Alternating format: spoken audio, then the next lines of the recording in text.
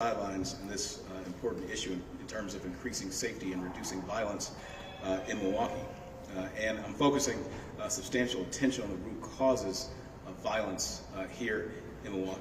That means guiding, that means mentoring, that means rewarding positive behavior, particularly for young people in Milwaukee.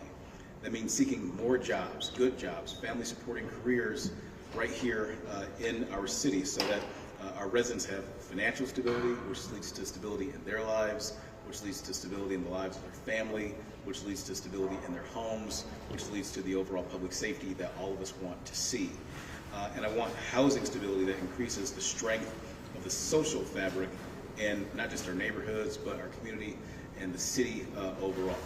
So I want to honor and respect the survivors of gun violence. And as I mentioned, I have a proclamation to do just so. So if you'll bear with me for just a moment. The proclamation reads, whereas the City of Milwaukee proudly joins Milwaukee Metro Moms Demand Action and community members in recognizing National Gun Violence Survivors Week during the week of February 1st through 7th, 2023.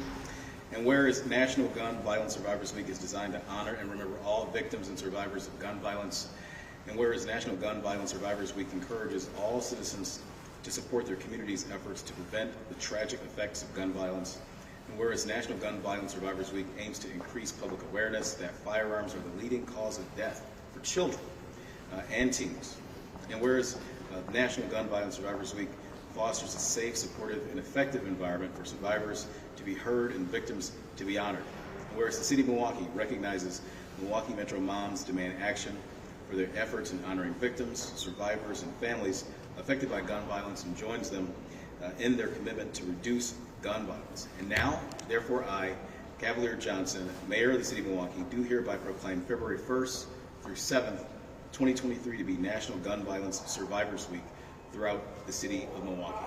And here's the rock.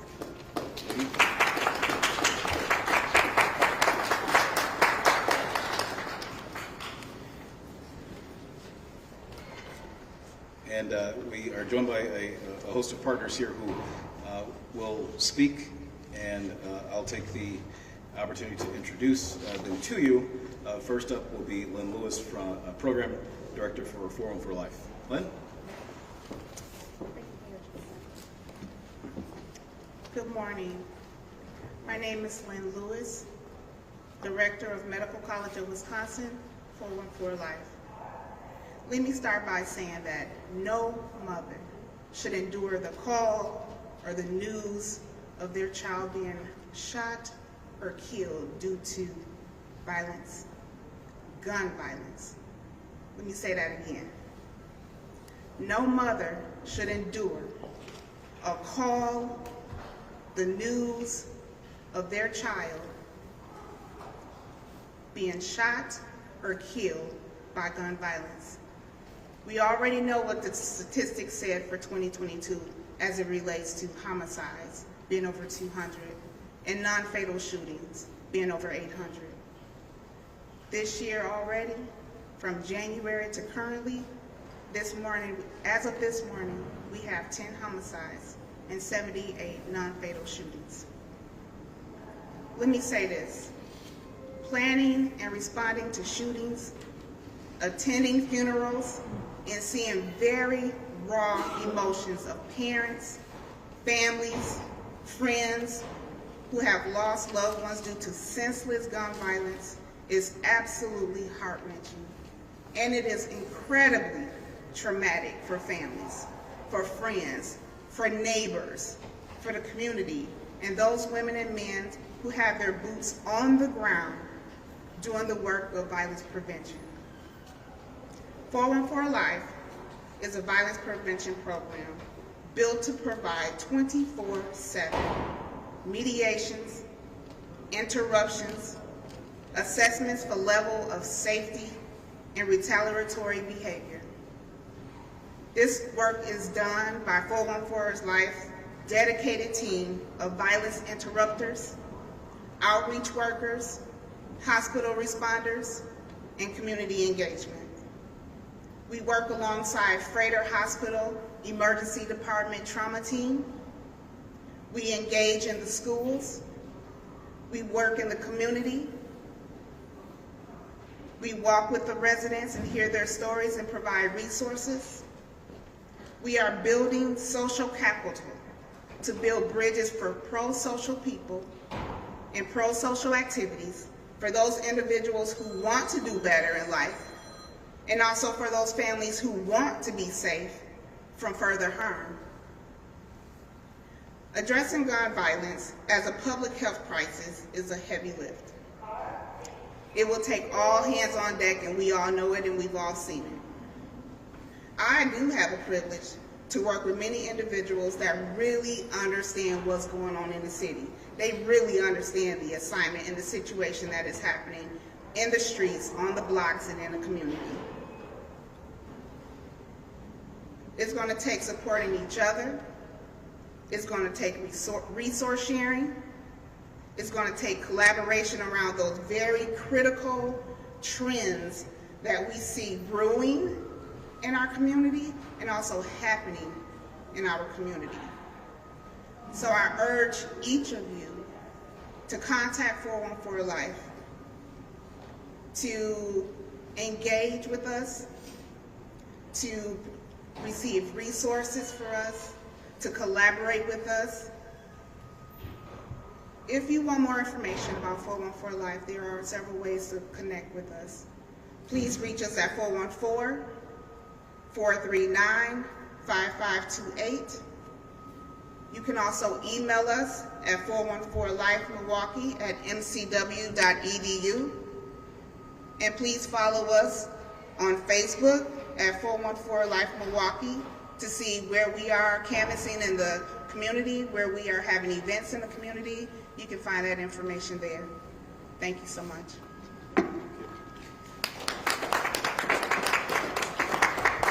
Thank you, Lynn. Next up, I'll ask Karen Tyler, representing the Office of Violence Prevention, to come to the mic. Good morning. My name is Karen Tyler, and I'm with the Office of Violence Prevention. But I am also a mother and a survivor of gun violence. My beautiful son was taken in 2011 to gun violence. The focus of National Gun Violence Survivors Week is on sharing gun violence survivor stories in their own words and encouraging allies to amplify their voices, especially those who are underrepresented. This year, we are highlighting the role of gun violence survivors as change makers who are leading efforts to end gun violence and support other survivors in their communities. Mothers like myself, mothers like Deborah Gillespie, mothers like Genevia Blanks. Behind every gun violence statistics are countless stories like mine, mothers who never got the chance to say goodbye to their sons, gunshot victims living with physical and emotional wounds, entire families heartbroken by gun suicide, witnesses of gun crimes living in trauma and fear. When I think about what that means for the Office of Violence Prevention, I think of a quote: "Suffering should be countered with abundant opportunities to heal." Within the Office of Violence Prevention, we do so many different services in this realm. We have built a credible clinicians network. We are creating healing hubs led by Benicia Kendricks. We are convening faith leaders initiatives. We are funding grief support groups.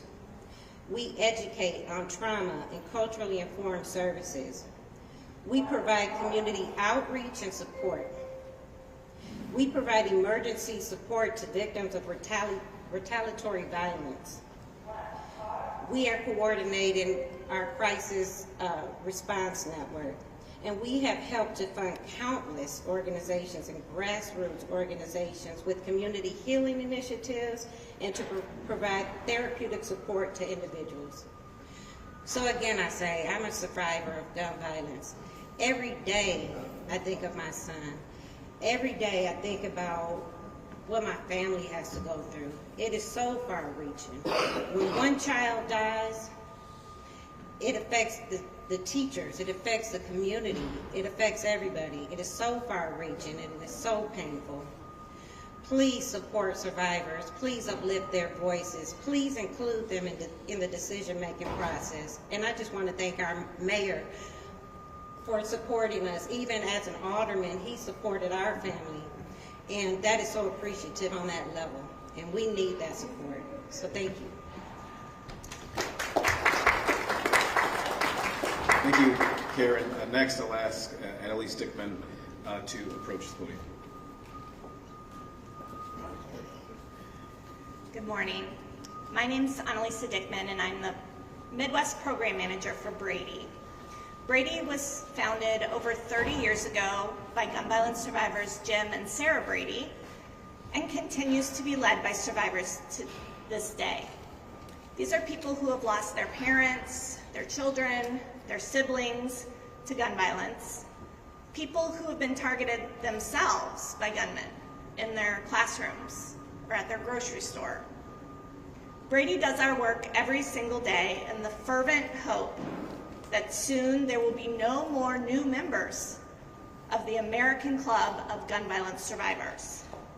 Because soon, we hope, gun violence will be as rare in this country as it is in the world's other developed countries. But to get there, we need to stop taking sides and start taking action. And as Mayor Johnson said, we need you. We need you to join this movement.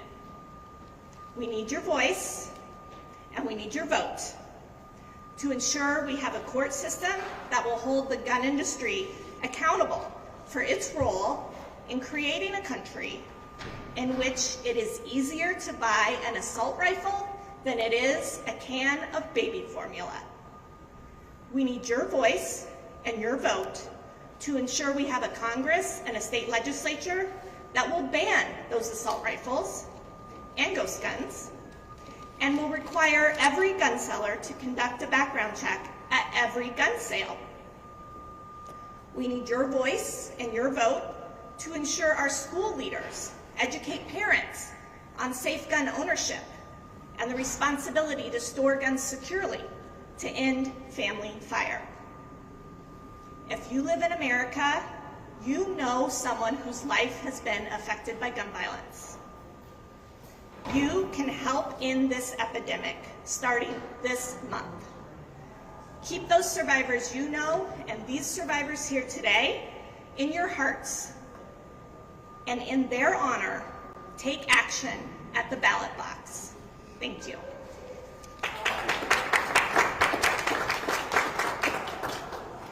Thank you. I'm going to ask Trinika Walker at this time to approach the podium. She's not here? All right. Ms. Walker is not here. If Ms. Walker is not present, then I'm going to ask Deborah Gillespie to approach the podium.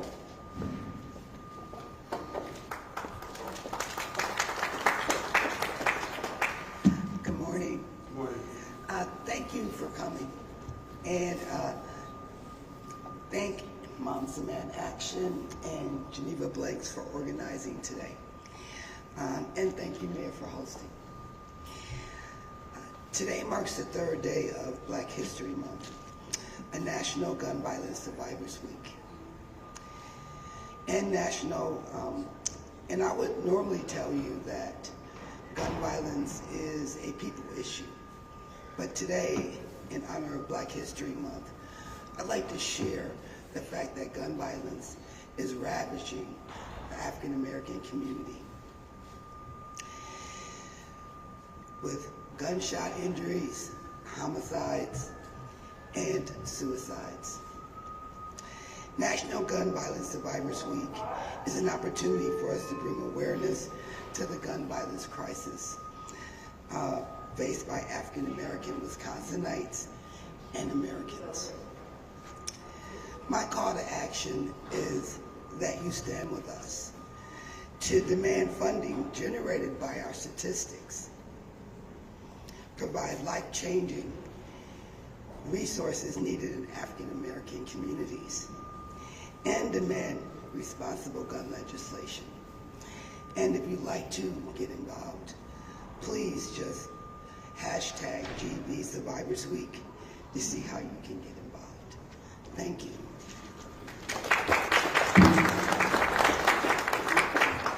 Thank you. At this time, I would ask for Heidi Johnson to approach the podium.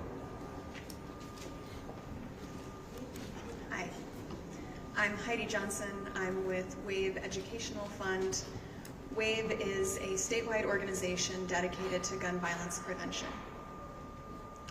In this work, we see many statistics on gun violence that show its pervasiveness. But at the heart of things, gun violence is not about statistics. It's about sons, daughters, siblings, parents, best friends. And as has already been stated, every single time someone is injured or killed by a gun, an entire community of people is wounded. And some of those wounds we can see, but many we cannot. That is why we honor the people who live the sorrow and trauma of being a survivor of gun violence. I find it remarkable when a survivor responds to their pain in part by choosing to take action against violence, advocating for laws that save lives, raising awareness, becoming a violence interrupter, or helping support others who have been impacted. But it should not have to be the job of survivors to lessen or prevent someone else's pain. That is the job of our elected officials. Here in Milwaukee, we are grateful for programs that address the root causes of gun violence by helping with access to important resources and programs that support survivors and victims of crime. But Milwaukee cannot do it alone.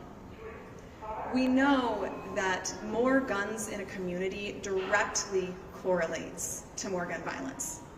And in Wisconsin, it is incredibly easy for people to get a gun, including domestic abusers and people who are not legally allowed to have a gun. So, as Annalisa said, we need background checks on all gun sales, not just sales from federally licensed gun dealers. And we need an extreme risk law so guns can be temporarily removed from someone who is at imminent risk of harming themselves or others. Wisconsinites overwhelmingly support both of these measures, yet our state legislature has not acted. I hope Gun Violence Survivors Week can be a time when our elected officials can ask how they can better support survivors of gun violence, but also contemplate how they can ensure that fewer people have to join the ranks of this group, and then act.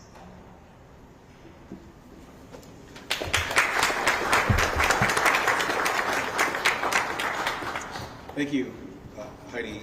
Now I'll ask Genevia Blanks to join us at the podium.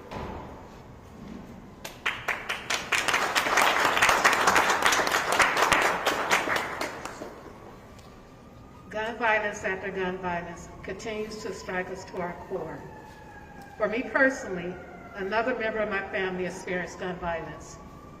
Last year, my niece was struck by a bullet in an act of retaliation by a young man who had previously got into an argument with her brother after he fired all rounds of his gun into her car. Today, she suffers from post-traumatic stress disorder. I have had other family members, loved ones, whose lives have been cut short by gun violence. Today, not only do I speak out as a survivor of gun violence, but I speak out how gun violence in Milwaukee has had an emotional toll on me.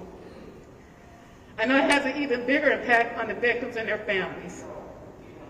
Every year, I hang a remembrance tag on my remembrance trees for the lives cut short by gun violence. They are not a number, but they're someone's mother, father, child, children, sister, brother, uncle, aunt, cousin, and friend. Tears flow heavily as I hang each remembrance tag. The message I convey here today is that a change in our gun laws has to come. Gun violence should not be the norm. Until someone has experienced the hurt of looking across the table at an empty chair where a loved one used to sit during special holidays or gatherings, they can't begin to know the hurt of the family whose loved one's life has been cut short by gun violence. This is why we amplify the voices of survivors during National Gun Violence Survivors Week. For survivors, it's every day they feel the pain and absence of their loved one. We asked our legislators to pass gun laws that will save lives. It's too much to turn on the news and hear of another fatal shooting. 201 fatal shootings in Milwaukee in 2022 alone. Or a non-fatal shooting. 877 non-fatal shootings in Milwaukee in 2022. Just last night, a 15-year-old was rushed to the hospital with life-threatening injuries because someone shot her. It is too much to see so many young people's lives cut short by gun violence. It is too much to hear another child or children whose mother or father have been taken away from them. With permission from the family and their parents, I remember and honor and say the names of their loved ones whose lives have been cut short by gun violence.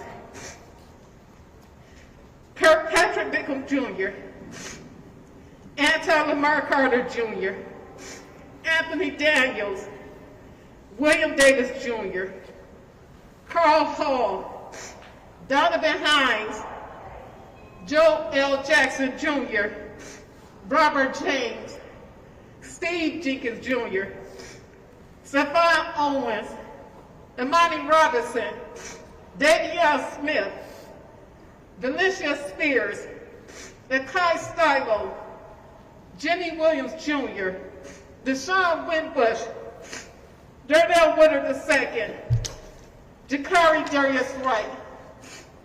Also, with the permission of survivors of gun violence, I call out their name: Darius Moffett, Marquise Sanders, Vanessa Catherine, Victor Bearden, Dion Virgil.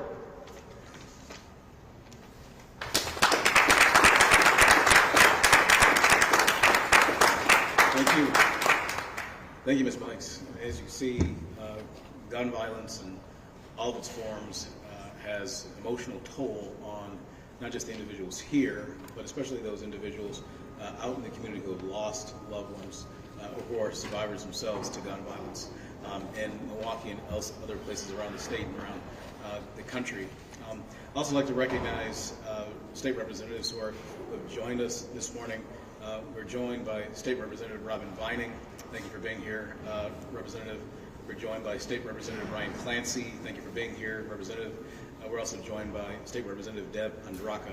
Thank you for being here, Representative, as well. We're joined as well by State Representative Dora Drake. Thank you for being here, Representative, too. With that, we'll take any questions. Yes. All of you talked a lot about laws and how the state and federal government can take steps to prevent this gun violence. What can people do? People can reach out to their elected representatives, right? Your voice at state government, your voice at federal government is exercised through your elected representatives. So we would encourage folks to reach out to those folks that represent them, and not just reach out to the people that represent them, but also reach out to folks in leadership, folks who actually control the direction of state government in terms of the legislature, and say, hey, the way that gun laws are executed in our state, or lack thereof, has a profound effect on me, my quality of life, my family members, and other survivors of gun violence. So that's how you reach out. You do things like this. You go and visit their office. You send emails. You go and you develop a dialogue and demonstrate to them that this is a matter of significant importance in our community. We'd like to see some change. Mayor, also neighborhoods that have been plagued by gun violence, maybe have lost confidence in their elected officials and law enforcement. But what do you say? What can regular citizens do? Regular citizens have just as much power, just as much opportunity to do that sort of outreach.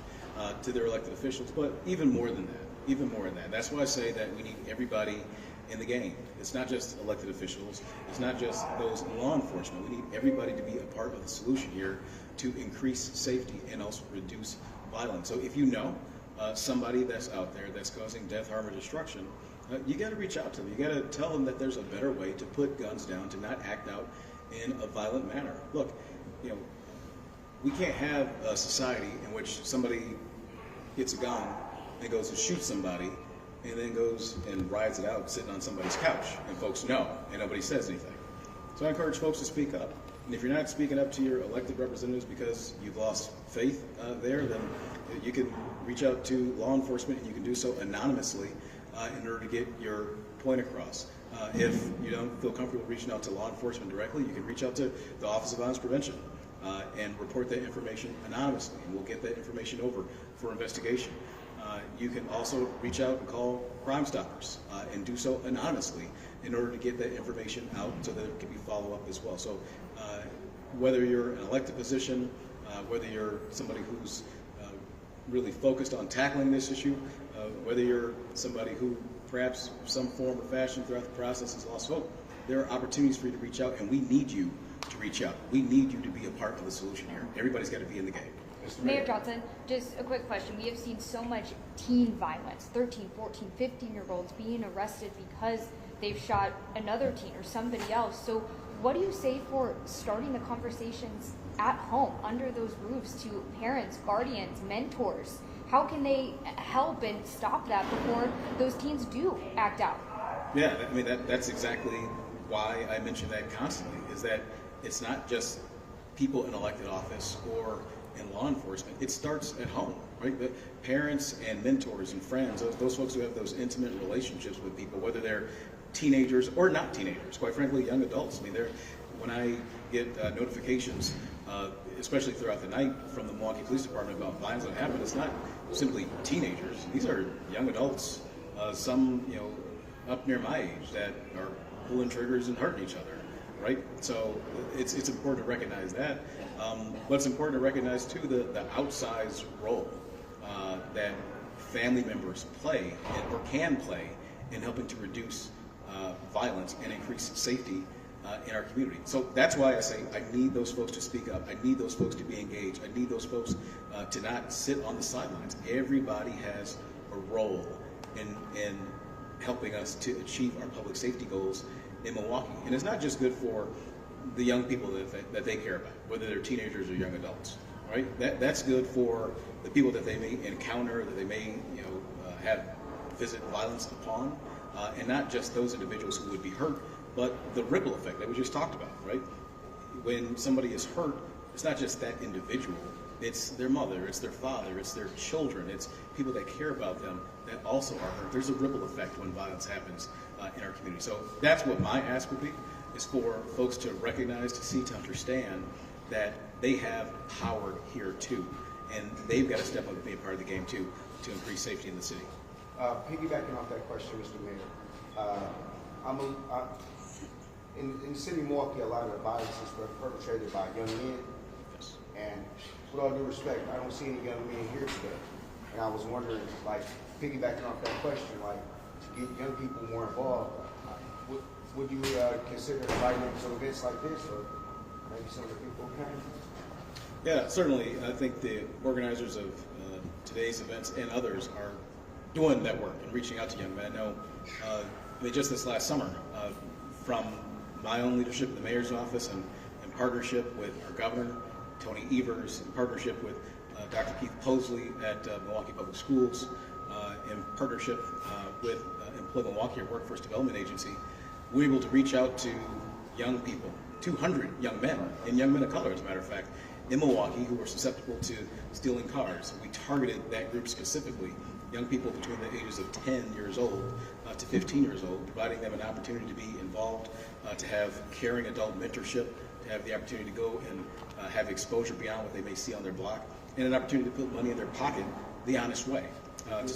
To say that there would not be, I created the program to make sure there wouldn't be course correction like we're talking about now. So we certainly do engage young men, and I know that a number of the partners up here also do the same. Thank you, everybody. Thank you.